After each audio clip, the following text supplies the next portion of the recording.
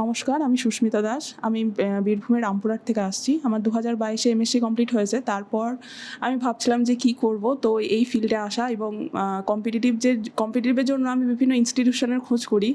তো কোথাও মানে অনলাইন, অফলাইন অনেক জায়গাতেই ট্রাই করেছি। কিন্তু কোথাও আমি স্যাটিসফাইড হচ্ছিলাম না যে কীভাবে মানে ওতে পড়ানোটা আমার ঠিক পছন্দ হচ্ছিল না। তারপর আমি এখানকার খোঁজ পাই এবং এখানকার স্যারেদের কাছে পড়ে প্রত্যেকটা স্যার যিনি প্রত্যেকটা সাবজেক্টে যিনি রেসপেক্টেড টিচার, যিনি যেমনভাবে পড়ান আমার মনে হয় আমার মানে খুব রিলেট করতে পারি পড়াটার সাথে।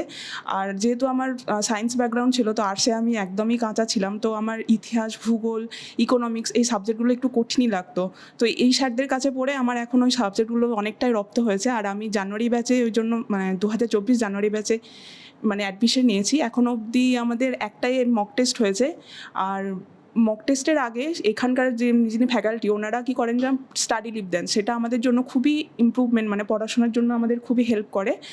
আর এনাদের যে নোটপত্র যা আছে মানে যেগুলো আমাদের প্রোভাইড করা হয় সেগুলো সত্যি খুবই মানে ভালো আর টু দ্য পয়েন্ট লেখা, যেটুকু প্রয়োজন এক্সামের জন্য সেটুকুই দেওয়া। আর এটা আমরা নাকি বইয়ের আকারে পাবো পুরোটা, যেটা আমার কাছে তো প্রচুর হেল্পফুল হবে। কারণ আমার বাড়ি যেহেতু রামপুরহাট, এখান থেকে এত দূরে এসে প্রত্যেক দিন মানে প্রত্যেক সপ্তাহে হয়তো নোট কালেক্ট করা সম্ভব হয় না। তো যাই হোক, থ্যাংক ইউ।